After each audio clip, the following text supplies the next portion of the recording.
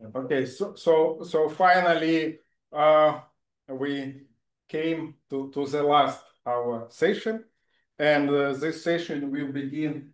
Pavlo Sukhachov, please, Pavlo.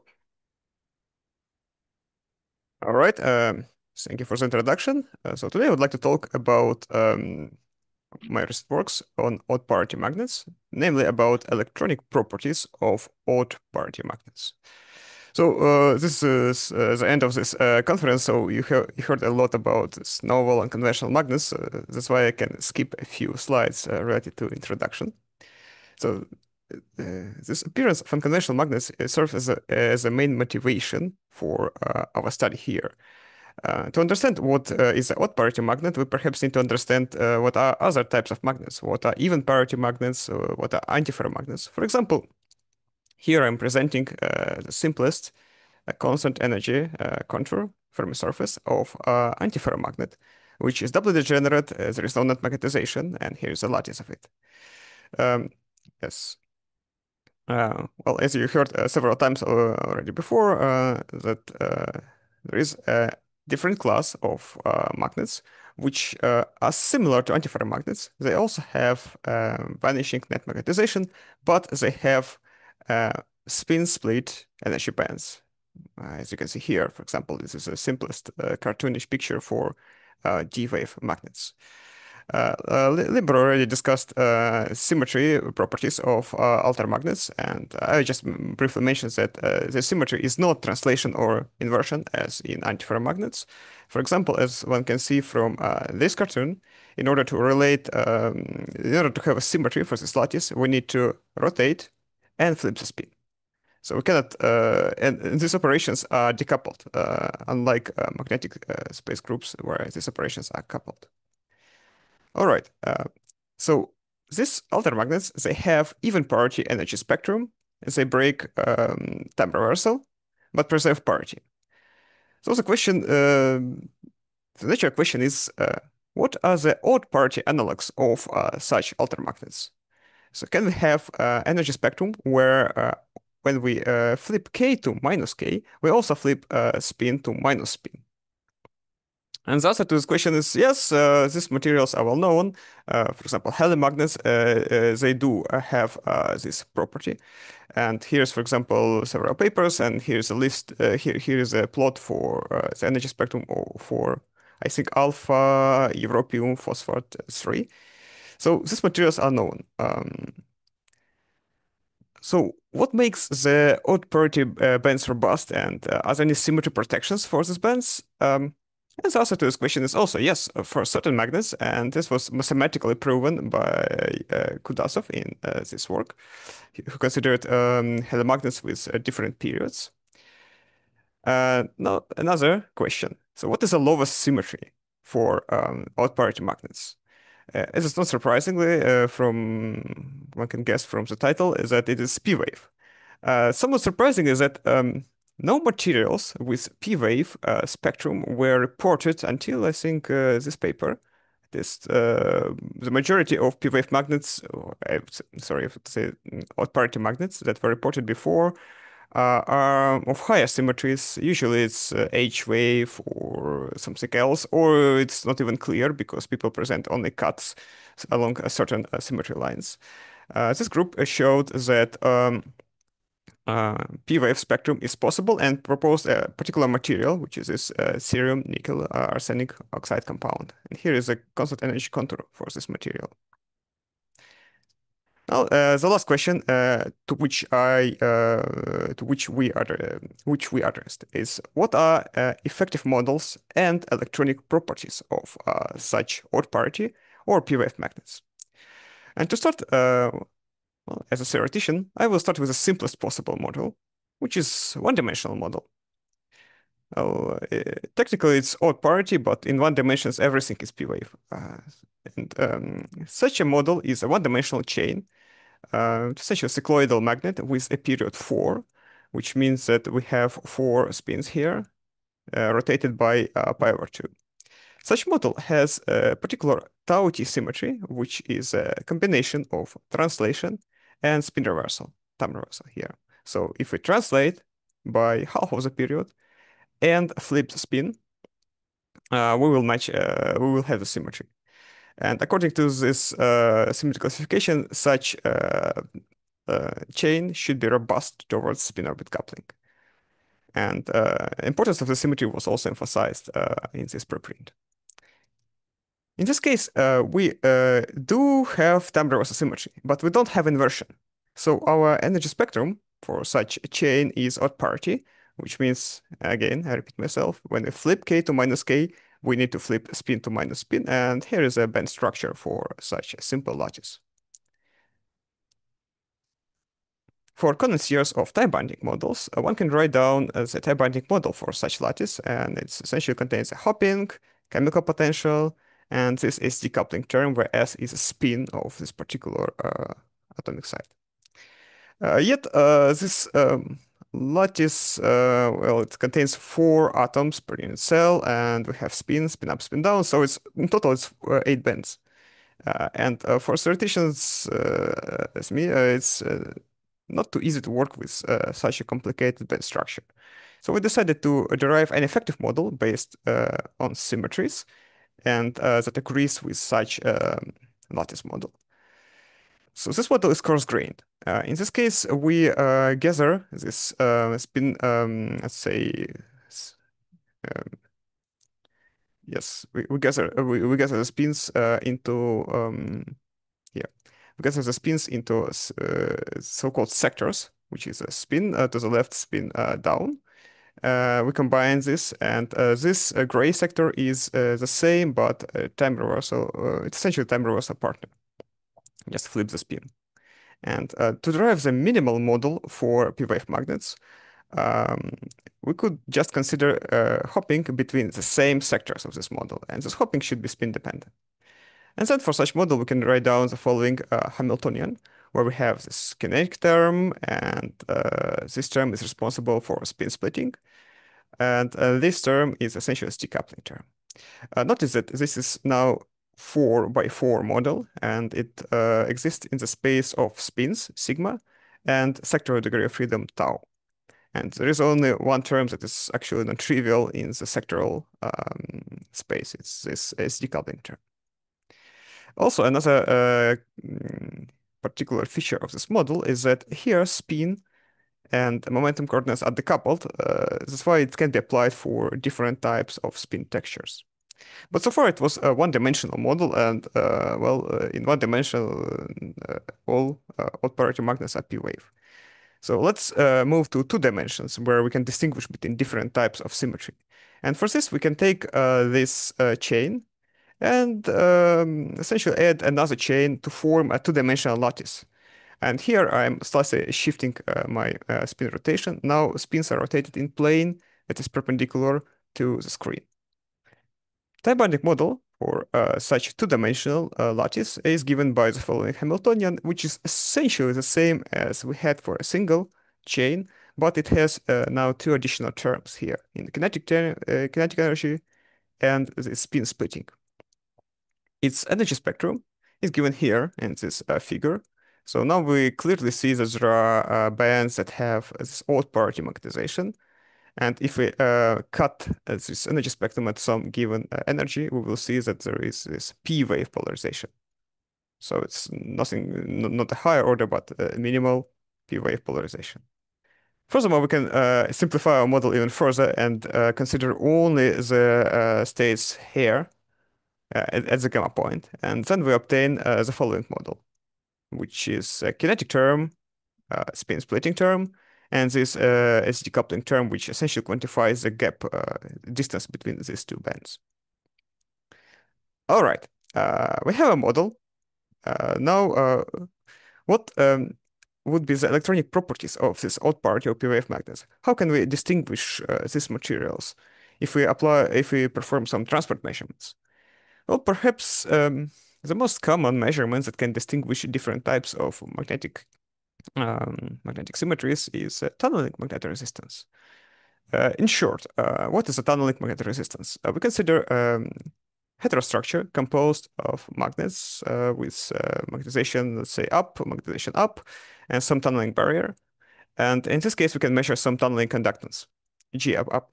If we flip the magnetization in one of the magnets, the conductance will be different. And the difference between these two conductances is tunneling magnetic resistance. We can do the same for our p-wave magnets. We can consider one layer on top of the other and flip magnetization in one of the layers. And then we can study how tunneling magnetic resistance will depend on the relative angle between the spin splitting vectors in each of the layers. We start with a relatively large value, it's more than 100% here, so there is a strong effect. Then we see a sharp drop because we tune away contours from ideal alignment. Then there is a more mild drop, which shows a vanishing TMR at angle pi over 2. And this angle pi over 2 means that one contour is perpendicular to the other. So flipping spin does nothing to TMR. And this angular dependence is actually characteristic for p-wave magnets because, for example, in alter magnets, this angle would be pi over 4, not pi over 2. So we can deduce the symmetry of a magnet by finding this critical angle. What's actually interesting is that if we consider tunneling between a bilayer with magnets with a different spin splitting vector, we can see that there is a non-monotonic dependence of TMR on angle. And it is essentially related to the competition between spin texture and overlap between Fermi surfaces here. For example, here we have maximum because we have maximal overlap between Fermi surfaces. A similar effect is observed in a planar interface where we have essentially two p-wave magnets stuck close to each other. If we rotate one with respect to the other, we see this mild drop with a 0 at pi over 2. But if we have contours with a different size, with a different spin splitting vector, we have a sharp maximum here. And this sharp maximum is observed when we have full matching between two Fermi contours. All right. What else can we say about p-wave magnets? Perhaps even simpler than tunneling magnetic resistance, we can calculate bulk transport properties.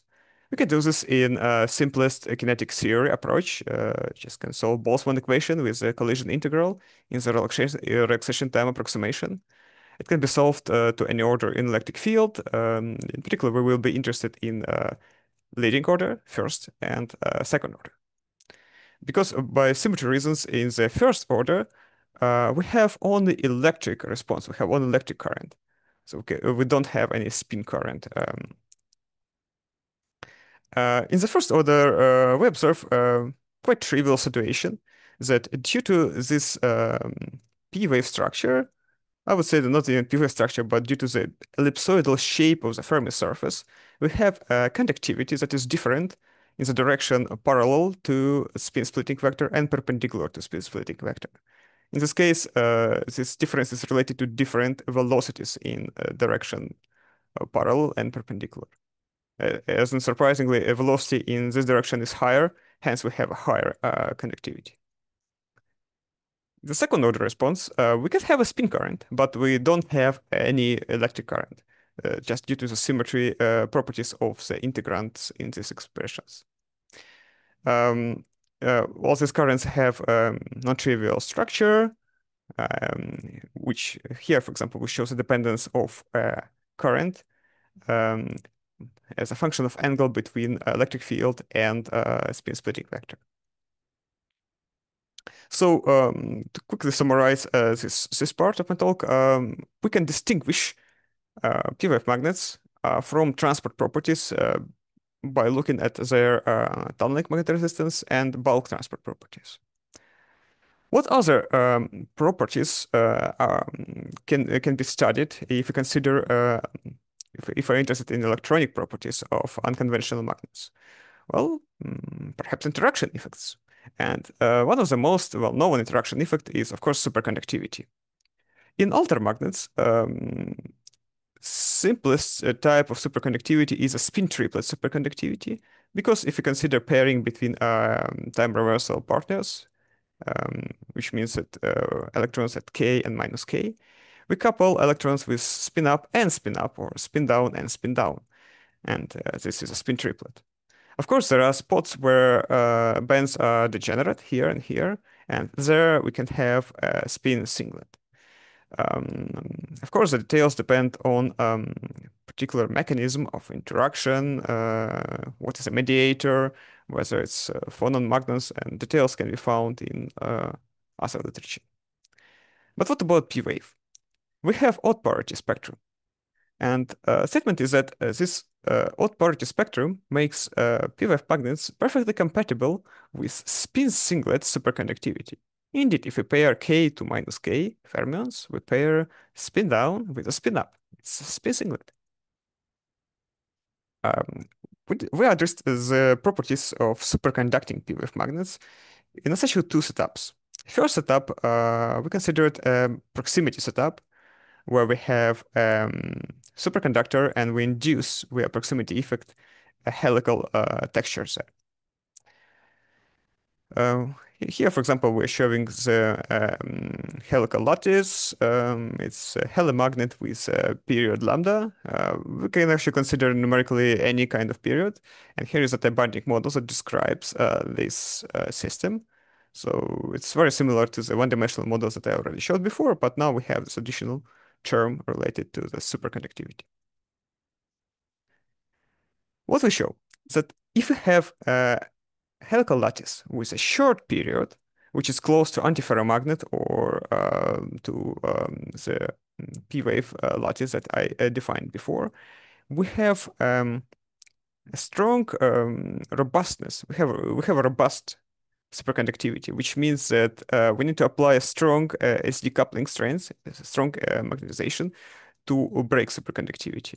Here, as we can see that superconductivity remains up to relatively strong values of JSD, which essentially approach even hopping constant. But if we increase the length of the period, if we increase the period of the helical lattice, the superconductivity state becomes more fragile, and as a critical field, SSD, it decreases, as we can see.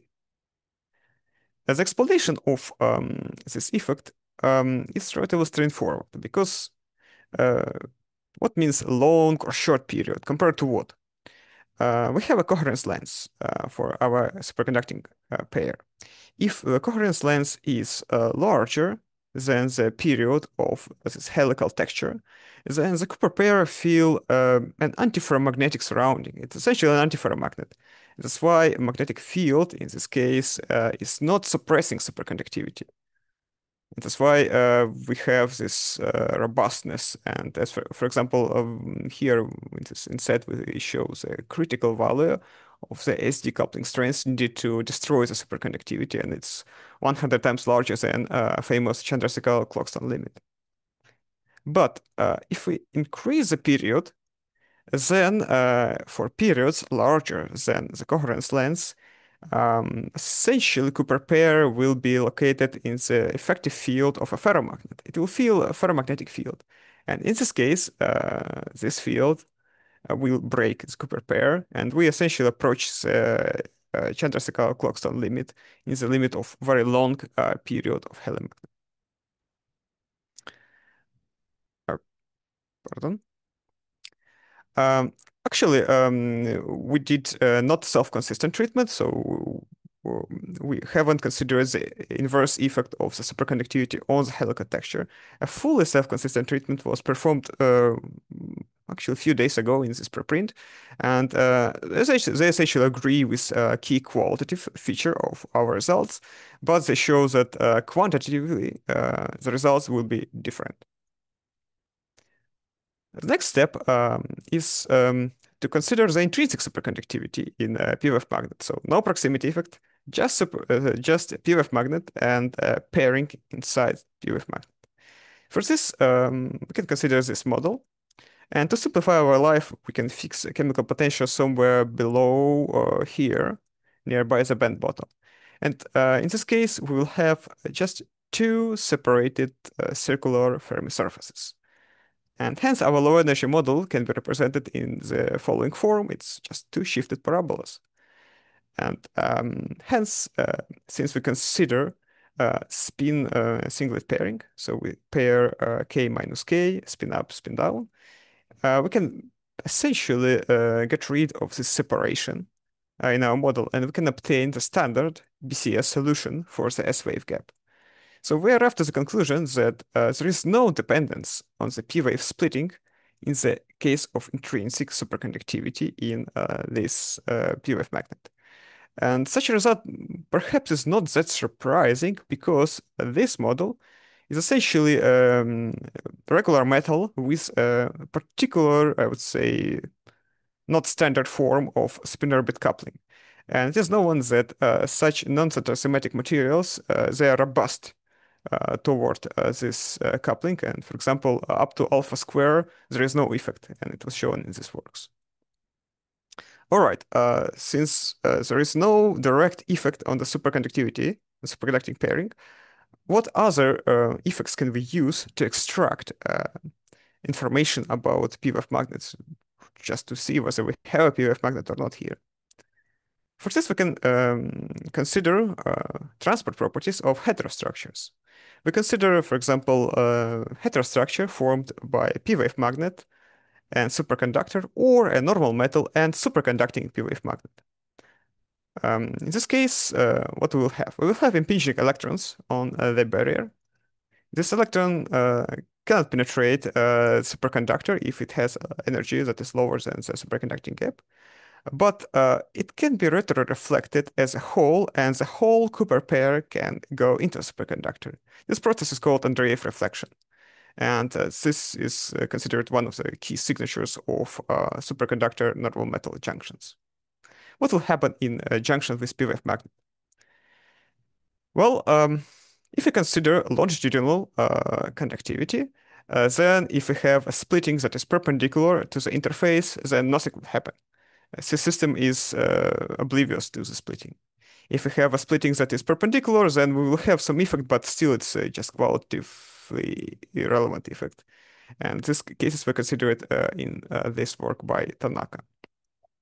For example, here one can see that despite having p-wave magnet or p-wave superconducting p-wave magnet, we still have this Andreev Plato, which is roughly 2. Conductance 2 means that we have a Cooper pair penetrating superconductor. And in the case of a high barrier, we have this enhancement related to the density of states.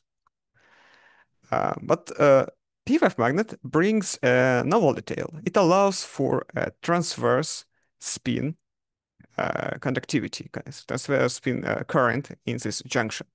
And this transverse response is somewhat similar to the longitudinal. It also shows an Andreev Plato here. It also shows an enhancement in the case of high barrier around a gap when the voltage bias approaches a gap.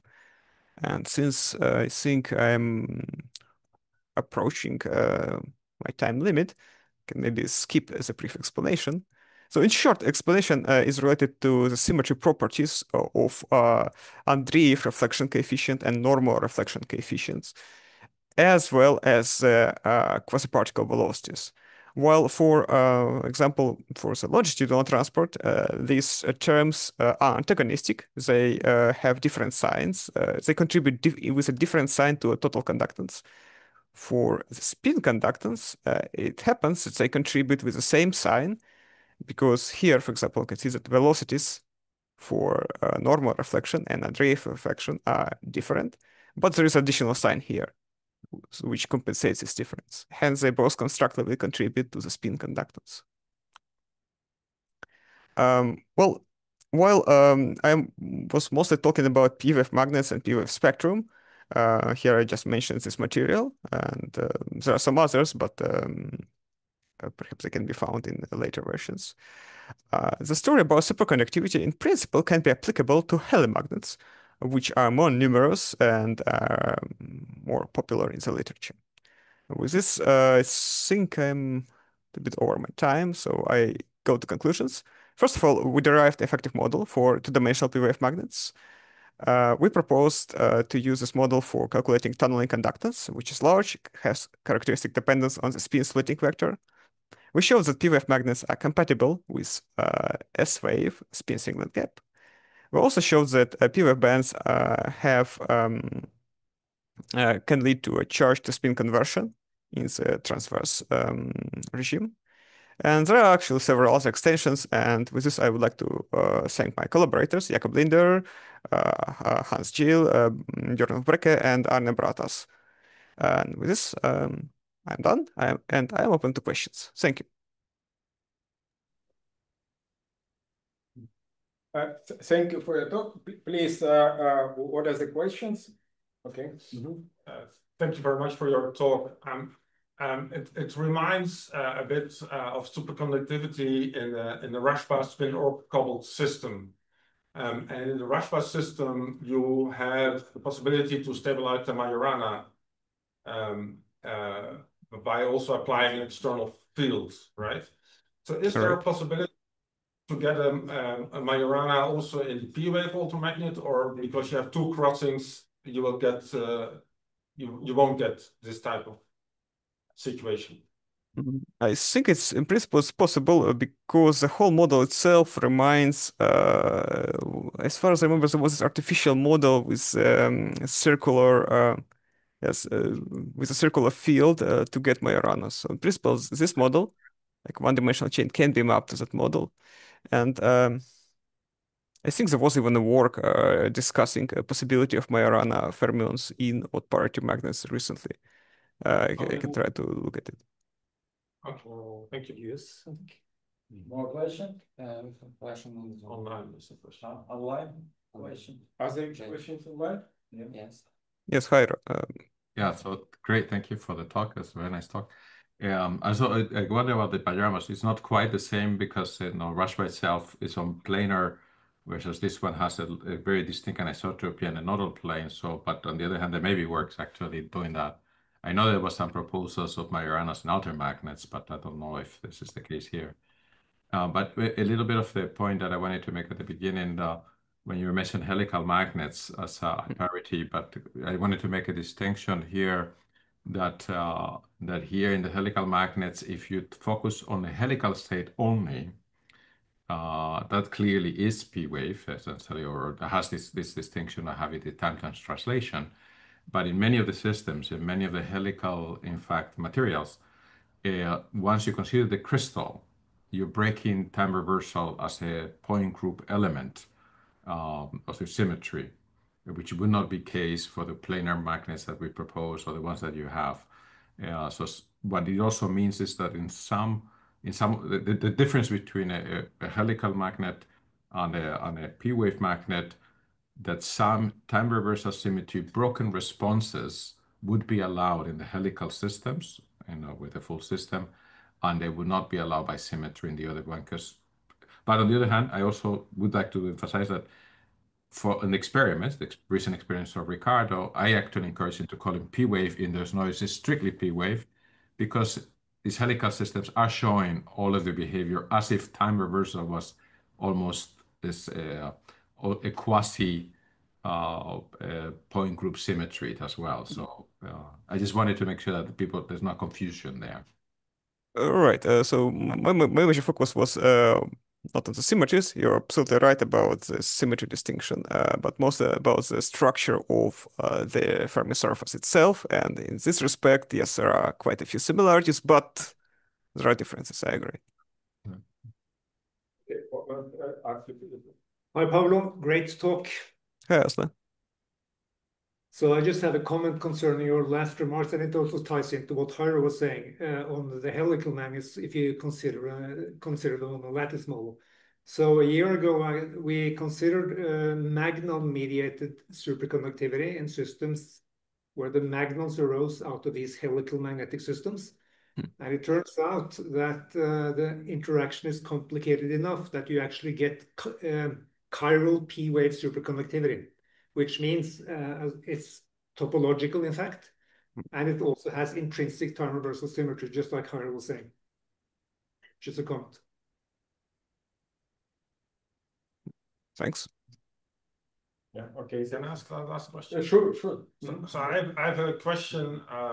So another way to define the automagnets is via the Landau theory, right? Like Paul McClarty did, where you have a primary order parameter, which is a Néel order, and then you have pseudo primary or secondary order parameter, which is this multipolar one that couples linearly with the primary order parameter. So this as well in the collinear systems and also for non-collinear systems, this kind of philosophy of thinking about automagnets works well. But now we're thinking, how is that in the helical systems? Because in the helical systems, it's hard to think about a primary and a pseudo-primary order parameter, right? Do you have any comment or any thought on this? Well, I haven't thought in that direction, so wasn't that much interested in the theory. But I think Jairo really wants to say something.